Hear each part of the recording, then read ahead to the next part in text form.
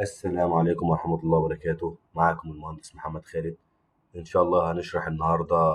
معانا مجموعة من خطوط الكونتور. تمام.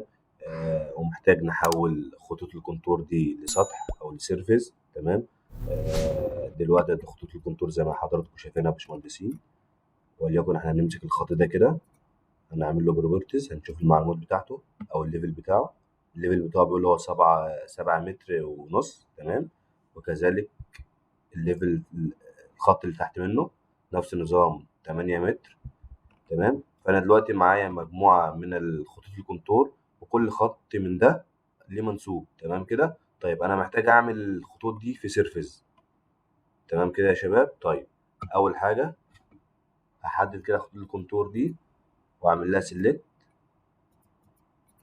اتاكد ان انا بحددها كلها واعمل لها سيلكت كوبي. تمام. واحطها في صفحه جديده.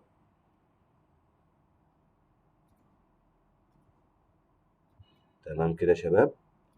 دبل كليك على البكره في الماوس.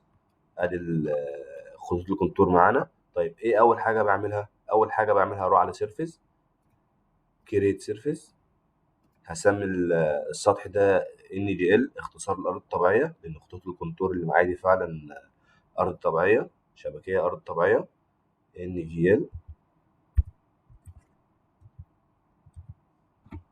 تمام كده. هضغط على علامه الزائد على ان جي ال ديفينيشن.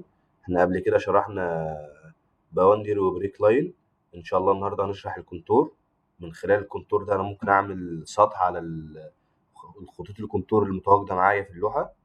هاجي على الكونتور، احدد عليها كليك يمين، اقول له اد. هتفتح لي القايمه دي، اد كونتور داتا. انا مش هعمل اي حاجه هنا غير ان انا اديله اوكي. تمام. هو هنا بيقول لي ايه؟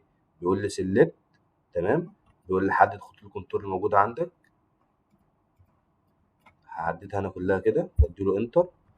وبالفعل يا شباب هو كده عمل لي سطح على حدود الكونتور اللي معايا. انا من خلال السطح ده ممكن اظبط الخطوط الكونتور. تمام. واقص خطوط الكونتور زي ما انا عاوز. واكيد يا شباب انتوا فاهمين الكلام ده كويس، والكلام ده احنا شرحناه في دروس سابقه.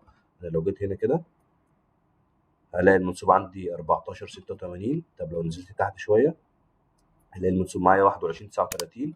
انا كده معايا سطح. تمام. ومن خلال السطح ده ممكن احسب عليه الكميه اللي هتيجي فيما بعد، سواء قطع او رد.